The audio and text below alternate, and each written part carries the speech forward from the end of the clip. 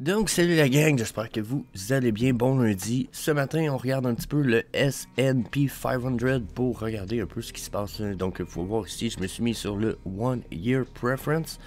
C'est quoi le S&P 500? Ça se trouve être l'index du stocks et de presque toutes les industries. Vous pouvez voir ici, là, en plus, vous voyez, technologie, communication, consumer, vous avez la santé, les finances. Donc, vous voyez pas mal tout. Regardez, on a Google, Meta.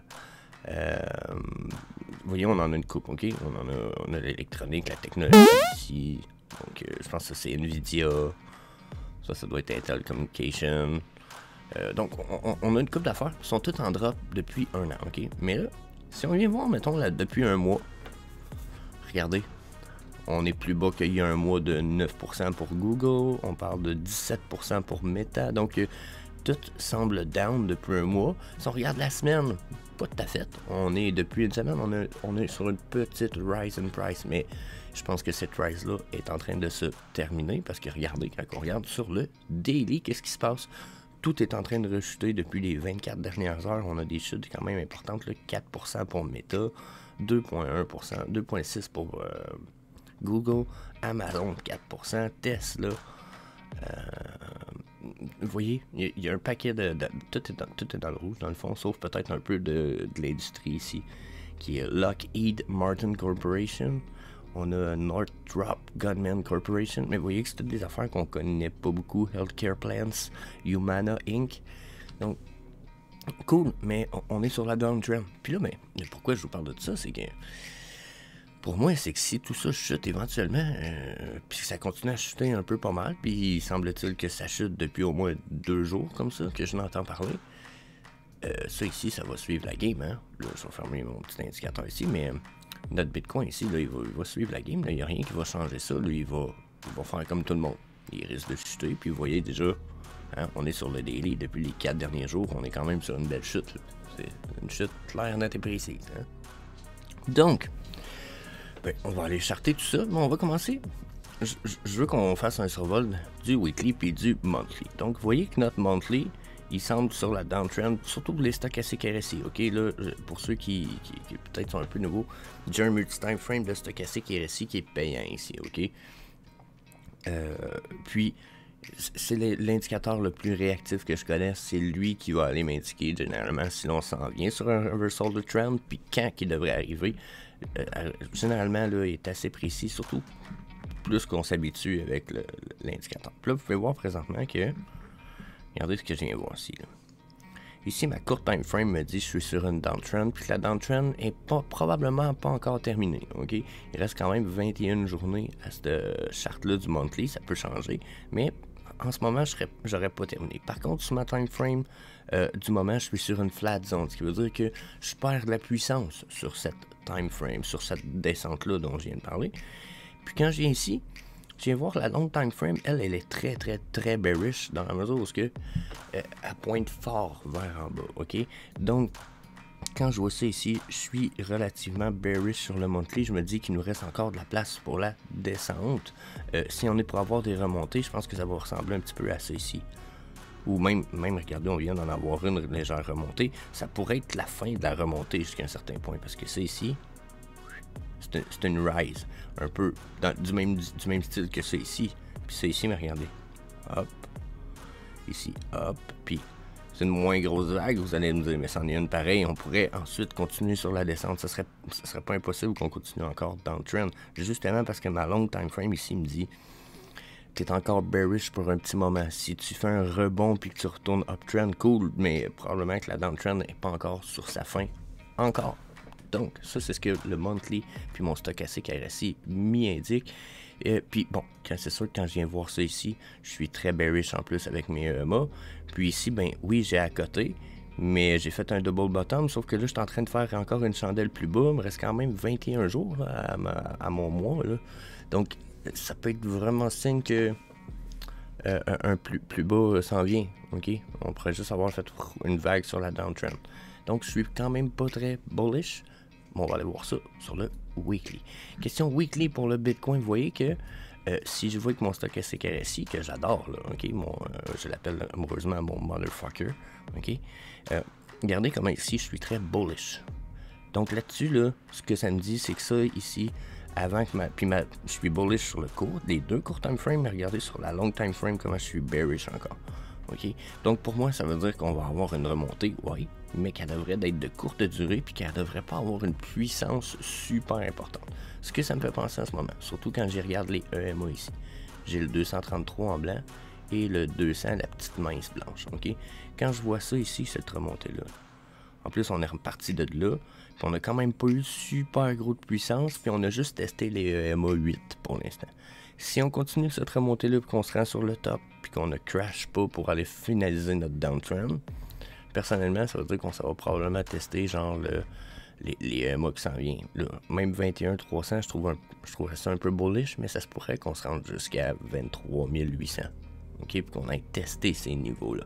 Donc, pour le weekly, avec ces deux indicateurs-là, c'est ce que j'y vois. Je vois des résistances quand même évidentes. J'y vois quand même une bullish trend ici. Sauf que j'y vois probablement... le volume me dit qu'il y a des chances que justement, on s'en retourne sur une bullish trend. Regardez ici, on perd du volume. Donc, préparez-vous. On a peut-être une semaine bullish sur le Bitcoin. OK? Ensuite, on retourne sur le daily. On refait un survol de tout ça, voir. Bon, fait que là, quand on retourne sur le daily, qu'est-ce que le daily nous amène dans tout ça? Pour être franc avec vous autres, là, le daily est en train de me confirmer une chose un peu poche peut-être, mais la uptrend qu'on voyait sur le weekly il y a à peine 2 secondes, là, ça ici est bientôt fini.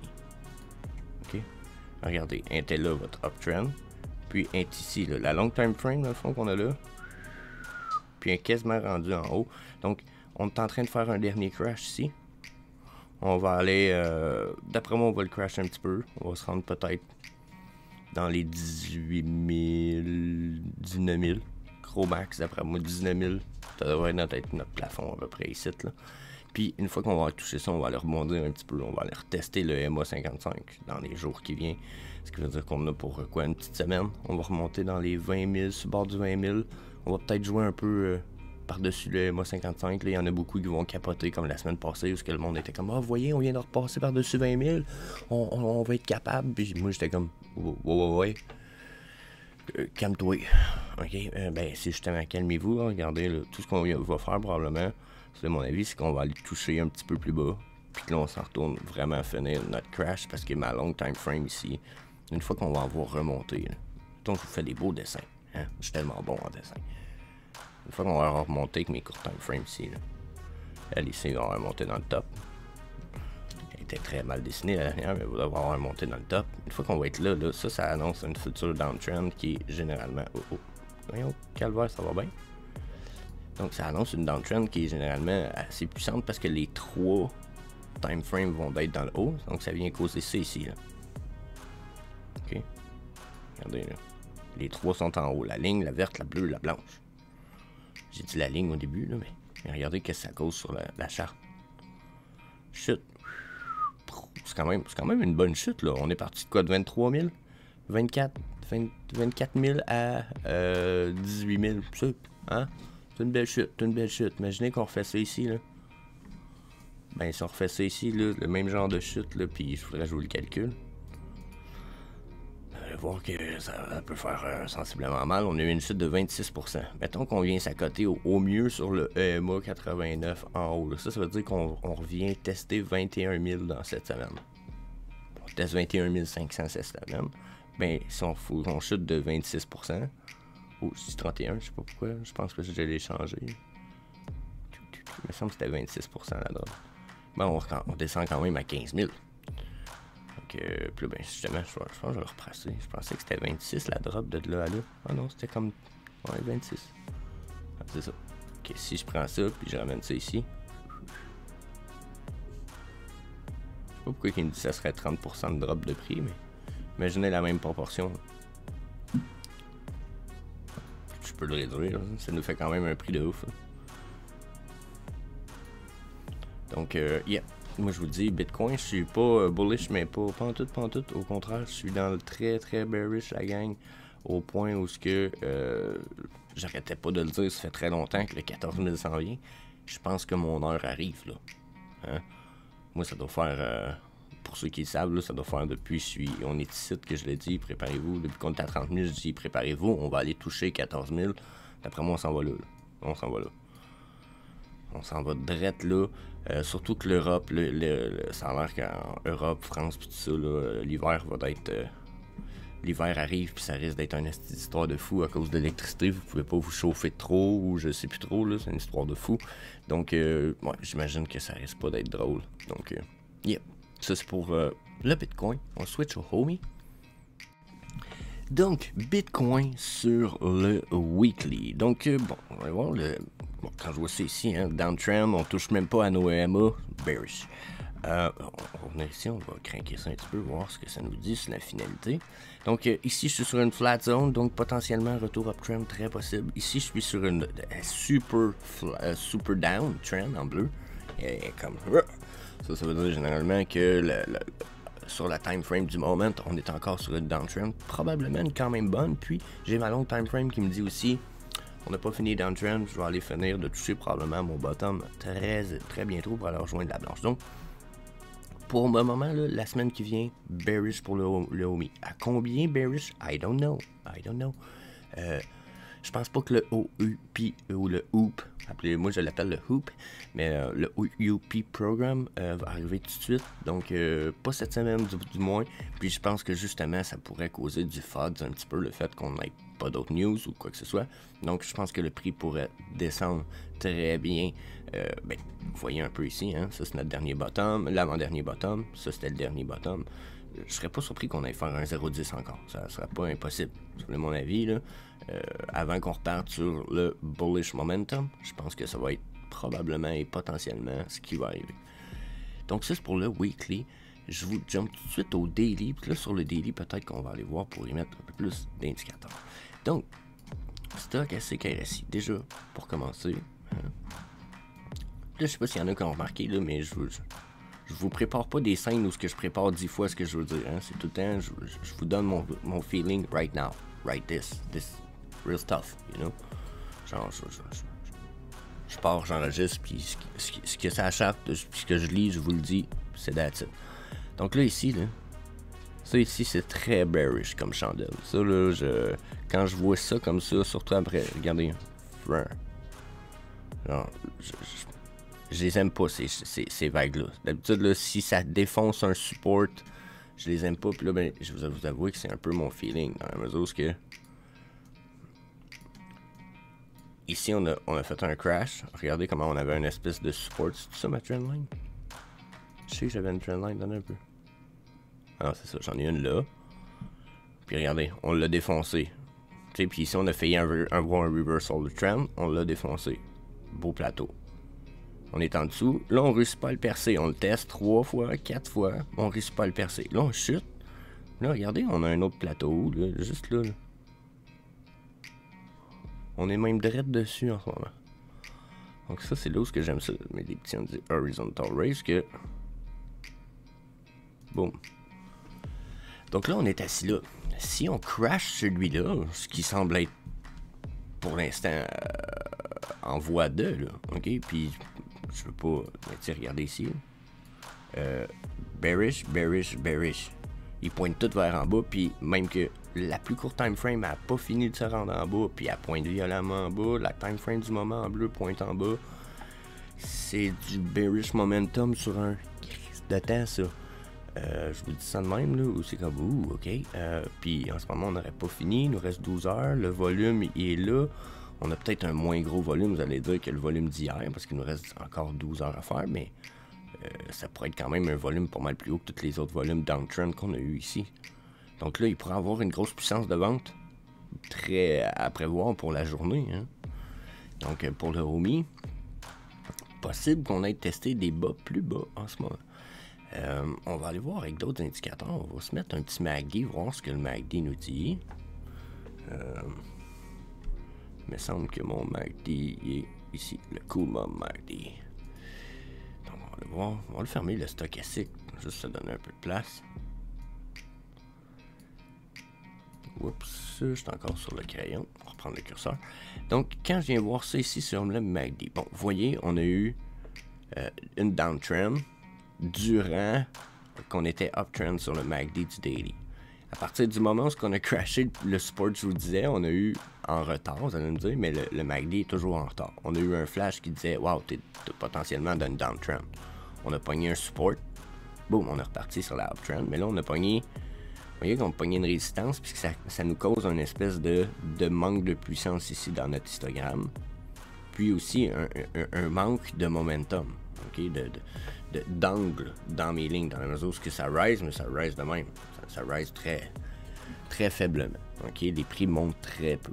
Donc quand je vois ça ici, je me dis, oh, ok, donc potentiellement, retour downtrend, peut-être pas puissant, mais un retour downtrend. Puis on est sous la médiane de 0. Donc, d'habitude, les downs, regardez, on a juste eu 3 petites chandelles de downtrend, mais regardez comment ces 3 chandelles-là sont puissantes. Donc là, si je pourrais avoir un... Regardez comment là, j'ai l'air de me préparer pour un croisement. J'ai un croisement de mes lignes. Si j'ai ça ici, là, avec le volume que j'ai là, ça ici, ce qu'on vient de voir avec le stochastique, je me dis qu'on se prépare à un autre downtrend. Donc, on est sur une rise dans le MACD, par exemple. Tu sais, ça ici, c'est une rise. Sauf que si on est pour avoir une downtrend ici, on pourrait très bien casser cette espèce de rise-là, faire une vague downtrend. Puis cette vague downtrend-là, étant sous notre médiane 0, pourrait nous amener quand même un peu plus bas. Hein?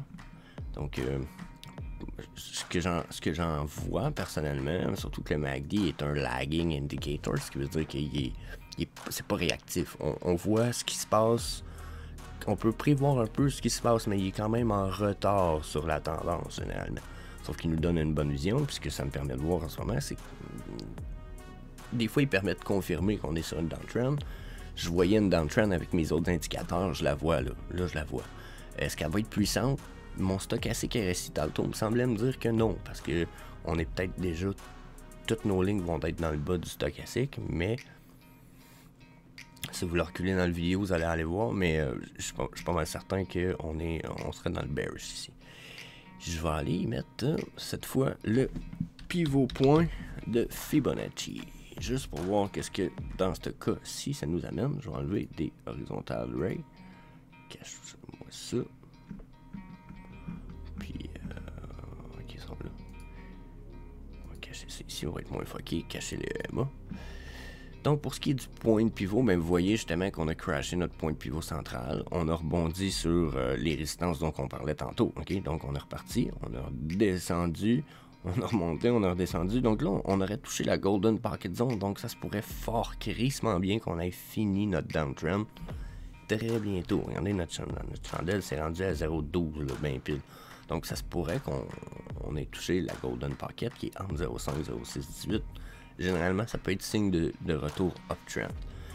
Il y a peut-être pas beaucoup de résistance, par exemple, dans le passé. C'est ce que, personnellement, là, je suis en train de me demander, c'est, il nous reste-tu des résistances vraiment dans le passé? Il nous reste ça ici. Avant de dropper bien bas. Donc, je vous dirais, préparez-vous, parce qu'on a défoncé des plateaux très importants là, en ce moment. Là, on est ici. Il nous reste juste quelques résistances, hein, à 0,12, puis ouais, 0,12, 0,11, là, on nous reste plus grand résistance après résistance. Oh my god, je m'excuse. C'est des plateaux, je veux dire, depuis à peu près 30 secondes. Il nous reste plus grand plateau pour des supports, pour nous empêcher de dropper plus bas, là. Donc, vous voyez, à pointillé, là, c'est celle-là ici, c'est sur le top de cette chandelle-là. Ça veut dire qu'il nous reste ça ici, qui est super fort, puis ça risque d'être, en fait, ça risque d'être là qu'on va descendre. Si j'aurais à prévoir une descente en ce moment où ce qu'on risque d'aller, là, ça serait juste là, je pense. Checkez ça. Je pense pas qu'on va aller plus bas que ça ici. Juste ça. Regardez, j'ai deux chandelles qui arrivent là, là. Boum. Je vais me mettre justement un autre petit horizontal ray. Checkez ça. Juste ça. Donc ça, c'est notre maximum price qu'on va se rendre. Je suis dans le... Certains, on a un support super puissant là, puis regarde où ce qu'on a. Donc si on crash en ce moment, comme je le pense qu'on va faire, où ce qu'on s'en va pour le OMI, ça serait juste au-dessus de 0,618, ce qui veut dire, regardez, à 0,12 bien pile finalement. En plus, une valeur psychologique, c'est ça que ça veut dire. Puis là, ben, je l'ai mis probablement sur je sais pas si c'est sur le top de la chandelle ou quoi, mais pour moi, là, c'est signe, c'est là qu'on s'en va. 0,12 le homie. Après ça, on rebondit, on s'en va plus haut. Plus haut, combien de temps? Je sais pas, mais c'est ce qu'on va voir ensemble mercredi et vendredi prochain. Donc, faites comme 75% de ceux qui écoutent la chaîne, puis n'oubliez pas de faire le subscribe button pour ne pas manquer les futures vidéos sur la chaîne. So, yeah, that's it. Peace. I'm desperately trying to give more value to every person I ever cross paths with and never ask for anything in return. That is literally the framework of my life. My great hope is that I can bring more value to people than they bring to me, and I'm never in a dire situation where I ever have to ask for anything in return.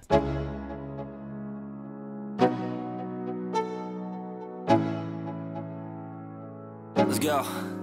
Yo. I'm like an addict, do I gotta have it. I ain't even playing, got a really bad habit. If it moves, gotta grab it, fuse like a magnet. Lose, won't have it till I'm doomed in a casket. I ain't playing, got a weird mind. If you work 8 hours, I'ma work 9. If the shit tastes sour, you should taste mine. I'ma stay in power for a long time.